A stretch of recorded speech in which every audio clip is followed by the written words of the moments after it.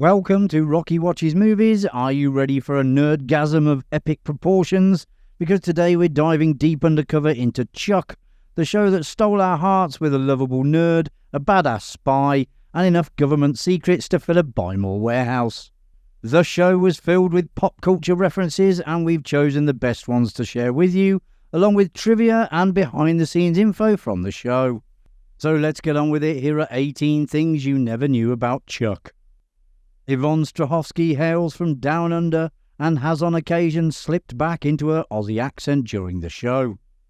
One example is in Chuck vs. the Cubic Z. In the scene on the Buy More roof after Casey says that the helicopter is filled with Volkov's men, Sarah replies, "Volkov must have intercepted our transport." And you can hear her Aussie accent coming through. In the show, the store Buy More houses the Nerd Herd, which is a parody of the retail store Best Buy having the Geek Squad. Geek Squad's employees are referred to in spy-type lingo, with positions including cadet, agent, double agent, special agent, and agent defenders. After some time in an agent position, associates are awarded badges for their service. Former Geek Squad employees are said to be sleeper agents. The vehicles driven by the Geek Squad are Geekmobiles, which unfortunately don't have the same abilities as the Nerd Herder driven by Chuck. Throughout the series, Chuck practically lives in his classic black Converse Chuck Taylors, or Chucks as they're often called. These shoes are more than just footwear for Chuck, they're a kind of uniform, a constant in his otherwise ever-changing life. At least one of the writers was a huge fan of the film Spies Like Us, as there are many references to the movie throughout the series. In Chuck vs. the Marlin, the chip name GLG-20 comes from the 1985 movie with Dan Aykroyd and Chevy Chase. Aykroyd and Chase played two bumbling decoy spies. GLG-20 is a reference to their status as GLG-20s. They would be considered international covert operatives. In Chuck vs. Tom Sawyer, the new assistant manager of Buy More is named Emmett Milbarge, another reference to the film, where the two main characters were Emmett Fitzhume and Austin Milbarge, played by Chase and Aykroyd respectively. At the close of the second season, declining ratings and stiff competition from the other networks had indicated that Chuck would be cancelled. However, due to petitioning from its loyal fanbase specifically aimed at one of its sponsors, Subway, the show was renewed for a third season, in an unprecedented partnership between NBC and the sandwich chain, helping to cover the production costs. Chuck continued to face cancellation for its subsequent seasons, with its fifth season becoming its final one, ending on January 27, 2012 with a 2-hour finale. While Chris Pratt is synonymous with action heroes these days, he actually auditioned for the role of Chuck Bartowski himself. Series creator Josh Schwartz previously worked with Pratt on The OC. In the opening scene of the pilot Chuck vs. the Intersect, a poster for the 1959 Hitchcock movie North by Northwest is seen on Chuck's wall. In it, the hero Roger Thornhill is chased by government agents. Chuck also has a movie poster of Tron, a Disney sci-fi film about a software engineer abducted into a computer world. Tron is about a man trapped inside a supercomputer. Chuck is about a supercomputer trapped inside a man. In Chuck vs. the Wookiee, when Karina hides the diamond in Morgan's bag, the bag displays the name Tyrell Corporation. Tyrell Corporation is the company that builds the replicants in the movie Blade Runner. In Chuck vs. the Cougars, the episode flashbacks to Sarah's high school experiences. Several references are made to various high school-related movies. Heather Chandler is also the name of the main Heather in Heathers, who was similarly part of a vicious popular group. Mark Ratner is also the name of a character from Fast Times at Ridgemont High.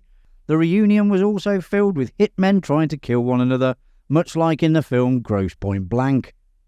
In a 2013 radio interview, Zachary Levi said that he was almost in the Broadway musical production of Young Frankenstein, but he had to give up the opportunity because the pilot for Chuck got picked up as a series.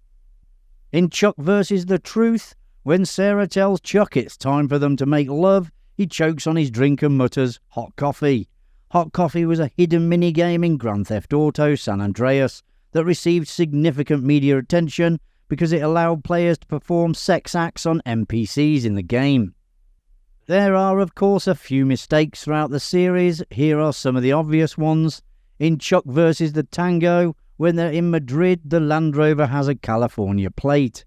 In Chuck vs. the Crown Vic, just as the missile is about to hit the Crown Vic, you can clearly see the windshield and other windows have been removed to avoid injury in the upcoming explosion.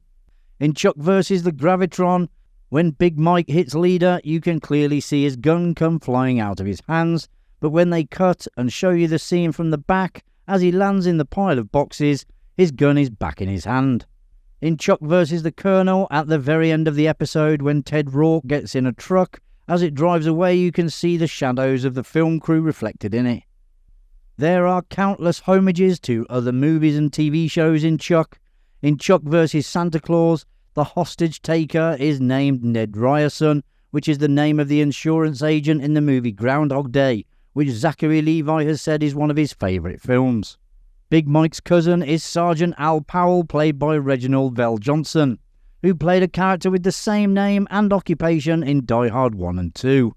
In Chuck vs. the Broken Heart, the female agent sent to evaluate Sarah is named Alex Forrest. Alex Forrest was the name of Glenn Close's character in the 1987 film Fatal Attraction.